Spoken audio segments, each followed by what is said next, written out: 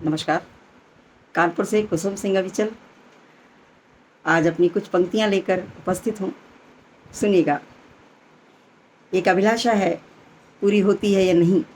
ये हमारे ऊपर नहीं है, लेकिन एक अभिलाषा है। मैं वो अभिलाषा पढ़ती हूँ कि देह को छोड़कर जब मैं जाने लगूँ, देह को छोड़कर जब मैं जाने लगूँ, देश माटी का चंदन लगाना मुझे, देश माटी का चंदन लगाना मुझे, गंगा जल से धुली कायार्थी धरी, गंगा जल से धुली कायार्थी धरी, हो सके तो तिरंगा उड़ाना मुझे, हो सके तो तिरंगा उड़ाना मुझे, धू धू कर जले जब चंदन चिता, धू धू कर जले जब चंदन चिता, राख हो जाए मेरी सभी अस्थियाँ, राख हो जाए मेरी सभी अस्थियाँ, आँख में आंसू किंचित न लाना कभी, आँख में आंसू किंचित न लाना कभी, करना प्रस्थान जय हिंद कहकर मुझे, करना प्रस्थान जय हिंद कहकर मुझे, करना प्रस्थान जय हिंद कहकर मुझे। और एक सैनिक की क्या होती है जिसकी ये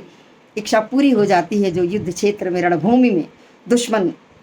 से लोहा लेते हुए बलिदान हो जाता है, तो उस सैनिक की क्या अभिलाषा होती है। बलिदान होने के उपरांत भी वो क्या मन में अपनी कामना रखता है। वो कामना भी पढ़ती हूँ कि लूँ जन्म मैं दोबारा इसी देह में,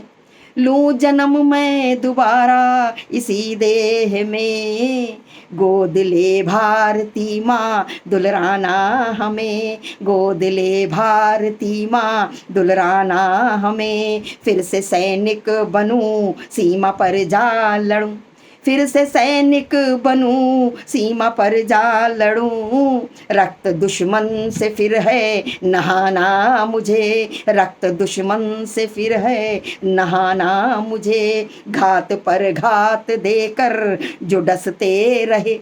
घात पर घात देकर जो डसते रहे, घात प्रतिघात देकर है मनाना मुझे, घात प्रतिघात करके है बताना मुझे,